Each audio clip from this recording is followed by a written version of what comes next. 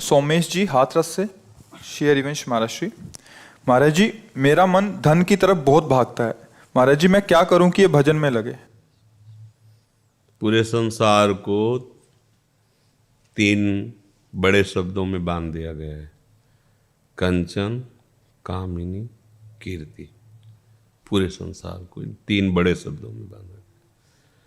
कोई धन में आसक्त हो जाता है, कोई स्त्री में आसक्त हो जाता है। काम शब्द से स्त्री पुरुष का परस्पर आकर्षण है। और कोई मान प्रतिष्ठा में, इसमें बड़े बड़े राजी हो जाते हैं। सम्मान होना, यश कीर्ति होना, प्रतिष्ठा होना है संसार के अंतर्गत ही। कहीं ना कहीं सब फंसे होते हैं। वही मुक्त होता है जो भगवान पर महत्व बुद्धि कर लेता है। जब तक हमारी बुद्धि संसार में, बुद्धि इसलिए कि मन लगाम है और बुद्धि सारथी है, इंद्रियां घोड़े हैं और बैठने वाला जीव है, शरीर रथ है और रथ के घोड़े बहुत बलवान हैं।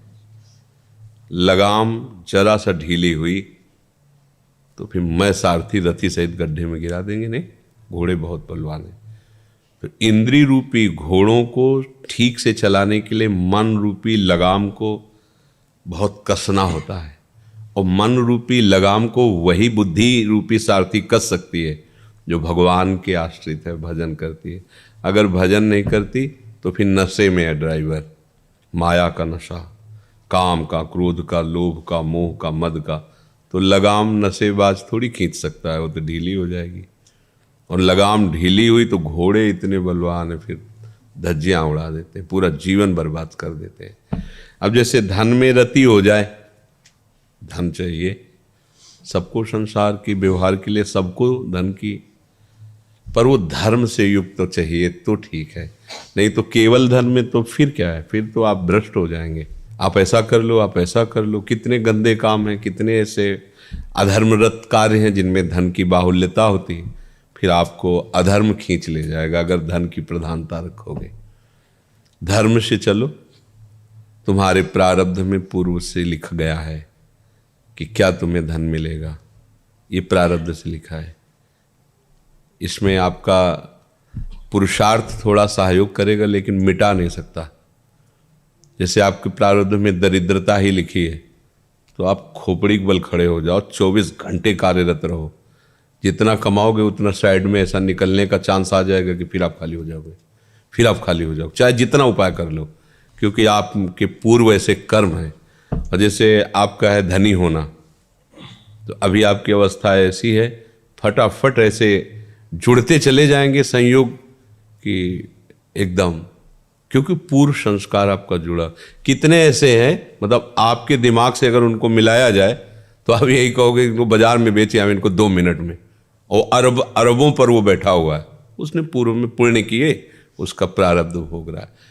इंजीनियर पढ़े, बहुत पढ़ाई लिखाई, बहुत चतुर है, गोबर डाल रहे, काम नहीं मिल रहा है, प्रारब्ध है।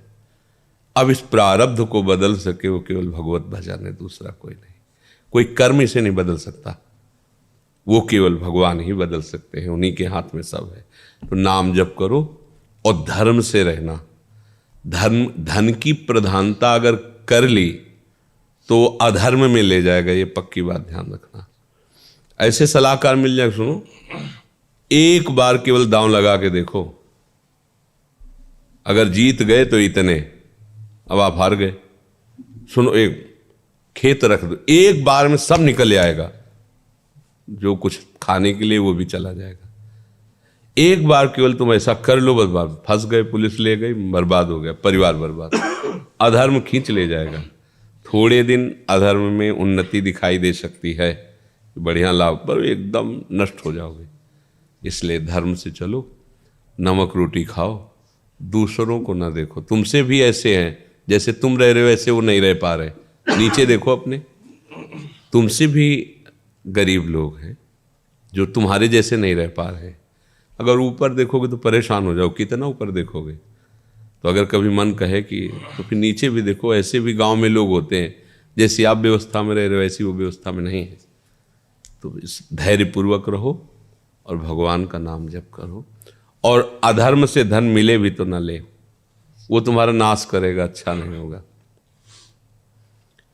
खूब अधर्म करके अभिमान पूर्वक लोगों को मारना पीटना और ऐसा करके और एरिया में नाम कमा लिया कि बहुत धनी और जमींदार और बड़ा, सब उनका मिटिया मिट हो गए।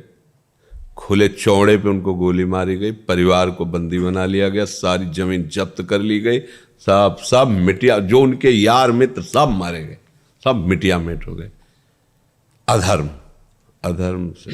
अधर्म से चलोगे तो थोड़े दिन लगेगा आपको कि आप बादशाह हो रहे हो, बड़े आदमी हो रहे हो, बड़े नहीं हो रहे, बिल्कुल मिट जाओगे।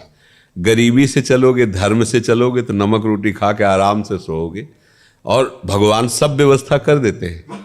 देखो, अगर आप अपनी स्थिति से देखोगे तो भगवान वैसे ही बेटी के लिए वर मिला देंगे, वैसे ही बेटे के लिए बहू मिला, सबका है, भाग्य है। अब आप अगर सोचोगे कि ऐसे से हम छलांग लगाएं और अधर्म करके, तो घरे में बैठ के रोएगी आके, उसको शांति नहीं मिलने वाली। इसलिए धन की प्रधानता तो रखो मत। चाहिए, सबको चाहिए, कोई ऐसा नहीं है, सबको अर्थ प्रधान समय है। भाई बिजली है तो रुपया चाहिए, हर काम रुपये से हो रहा है, पर धर्म को देख करके, अधर्म से नहीं। अधर्म से तो फिर मिट जाएगा, धर्म से भी तो धन आता है। हाँ, थोड़ा ये कि कम आएगा, पर शांति से तो रहोगे, चैन से अपने परिवार के साथ सो तो सकोगे। ऐसा क्या कि भागे भागे घूमो, मारे जाओ। इसलिए धर्म से चलो। ऐसा क्या परिवार में भयानक ऐसे रोग, ऐसी विपत्तियां, ऐसी अशांति, ऐसी बुद्धि बदल जाए, सब एक दूसरे को खाए जा रहे हैं। हर व्यवस्था है, सब एक दूसरे के साथ छल कपट कर रहे हैं, एक दूसरे को देखकर सहन नहीं कर रहे। ये सब वृत्तियां अधर्म से आ जाती हैं। ठीक है ना।